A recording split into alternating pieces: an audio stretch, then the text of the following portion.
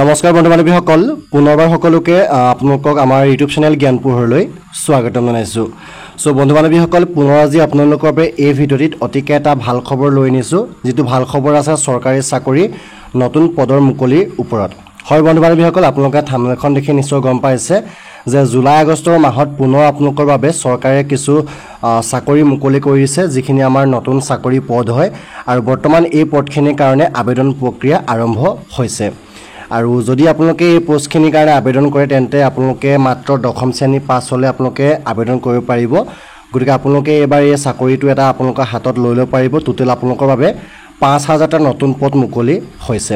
গতিকে এই পদখিনি কোনটো ডিপাৰ্টমেণ্টৰ ফালৰ পৰা মুকলি হৈছে, লগতে কিমান পোষ্ট মুকলি হৈছে আৰু কি ধৰণে আপোনালোকে আবেদন কৰিব লাগিব, সকলোখিনি আপোনালোকক আমি এই ভিডিঅ'ৰ জৰিয়তে জনাম। গতিকে ভিডিঅ'টো সকলোকে চাই থাকিব বুলি আশা কৰিছোঁ। লগতে আপোনালোকৰ বন্ধু বান্ধৱীলৈ ভিডিঅ' যেন পাৰে শ্বেয়াৰ কৰিব। তাৰ উপৰি যদি আপোনালোকে অনাগত দিনবিলাকত এনেধৰণৰ চাকৰি খা-খবৰ পাই থাকিব বিচাৰে তেন্তে আপোনালোকে আমাৰ চেনেলটো ছাবস্ক্ৰাইব কৰি ল'ব বুলি আশা ৰাখি আজি ভিডিঅ'টো পলম নকৰি বলক আজি ভিডিঅ'টোৰ মাজলৈ আমি আগবাঢ়োঁ। বন্ধু বান্ধৱীসকল, IB এটা পোষ্ট আছে যিটো আমাৰ নাম হৈছে ইণ্টেলিজেঞ্চ ব্যুৰো। ইয়াৰ ফালৰ পৰা এখন আপোনালোকৰ বাবে এমপ্লয়মেণ্ট নটিফিকেশ্যন মুকলি কৰিছে ৰিক্ৰুটমেণ্টৰ কাৰণে, য'ত আপোনালোকৰ বাবে ছিকিউৰিটি এছিষ্টেণ্ট আৰু এক্সিকিউটিভ পোষ্ট মুকলি কৰিছে। টোটেল ৪,৯৮৭টা পোষ্ট মুকলি কৰিছে। এই পোষ্টখিনিৰ কাৰণে যদি আপোনালোকে ইণ্টাৰেষ্ট হয় বা আপোনালোকে এজন ইণ্ডিয়ান চিটিজেন হয় তেতিয়া আপোনালোকে আবেদন কৰিব পাৰিব। চ' এতিয়া আমি চাব ডিটেইলছখিনি। IB security assistant recruitment 2025। Name of the post হৈছে ছিকিউৰিটি এছিষ্টেণ্ট বা এক্সিকিউটিভ SAN এক্সিকিউটিভ।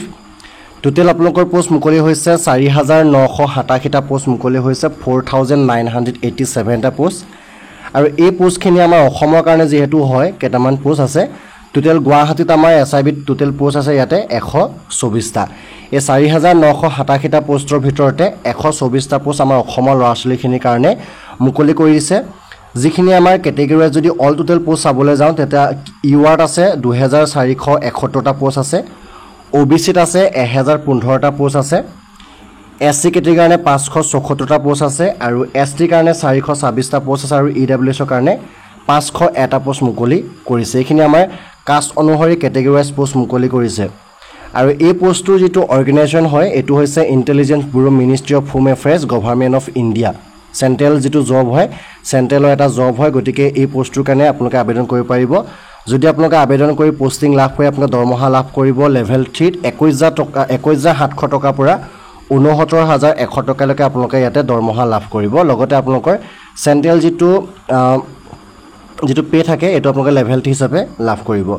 চ' এইখিনি পোষ্টৰ কাৰণে এতিয়া যিসকলে আবেদন কৰিব ভাবিছে তেওঁলোকে কেনেধৰণৰ শিক্ষাগত অৰ্হতা বা কিমান আপোনালোকৰ ইলিজিবল থাকিব লাগিব।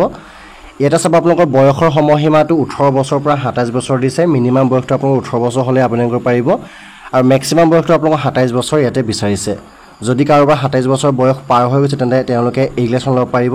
SC ST সকলে 5 বছৰ অৰ্থাৎ তেওঁলোকে পাৰিব 32 বছৰ বয়সলৈকে পাৰিব। আৰু যিসকল OBC হয় তেওঁলোকে 3 বছৰ দিছে, তেওঁলোকক 30 বছৰ বয়সলৈকে আবেদন কৰিব পাৰিব। শিক্ষাগত অৰ্হতা বৰ বেছি নালাগে, আপোনালোকে মাত্ৰ মেট্ৰিকুলেশ্যন অৰ্থাৎ 10 পাছ হ'লে আবেদন কৰিব পাৰিব। মিনিমাম আপোনালোকৰ 10 পাছ হ'ব লাগিব আৰু মেক্সিমাম আপোনালোকৰ ইকুইভেলেণ্ট হ'লে আপোনালোকে আবেদন কৰিব পাৰিব। লগতে আপোনালোকৰ ডমিচাইল চাৰ্টিফিকেট থাকিব লাগিব। ইয়াতে উল্লেখ কৰিছে ডমিচাইল চাৰ্টিফিকেট আপোনালোকৰ ষ্টেটৰ যিটো ডমিচাইল চাৰ্টিফিকেট ইয়াত থাকিব লাগিব। আৰু লগতে আপোনালোকে নিজৰ যিটো লোকেল লেংগুৱেজ হয়, লোকেল লেংগুৱেজটো আপোনালোকে ভালদৰে জনা হ'ব লাগিব। আৰু ইয়াতে যিটো এটা ফিল্ড এক্সপিৰিয়েঞ্চ থাকিব সেইটো আপোনালোকে ইণ্টেলিজেণ্ট ৱৰ্কত আপোনালোকৰ এটা ফিল্ড এক্সপিৰিয়েঞ্চ থাকিব লাগিব। ইয়াৰ যিটো এক্সাম হ'ব, এক্সামটোৰ কাৰণে আপোনালোকে এটা এপ্লিকেশ্যন ফিজ দিব লাগিব। ইয়াতে উল্লেখ কৰিছে UR OBC আৰু মেলৰ কাৰণে টোটেল 650 ৰাখিছে। ইয়াতে ফিজটো আপোনালোকৰ 650 ৰাখিছে। আদাৰ্ছৰ টোটেল এনেকৈ আপোনালোকৰ ফিজ এটা ৰাখিছে, এইটো আমি দেখাইছোঁ আপোনালোকক। আদাৰ কেটেগৰীৰ কাৰণে আপোনালোকৰ 550 ফিজ ইয়াতে ৰাখিছে। মনত ৰাখিব আপোনালোকৰ UR OBC EWS আৰু মেলৰ কাৰণে ৰাখিছে 650 আৰু আদাৰ্ছ ফিমেল যিবিলাক হ'ব বা SC ST হ'ব তেওঁলোকৰ কাৰণে 550 ইয়াতে ফিজ ৰাখিছে। তাৰপিছতে ইয়াৰ যিটো পে'মেণ্ট মোড এইটো আপোনালোকে অনলাইন মাধ্যমৰ যোগেদি এপ্লাই কৰিব লাগিব।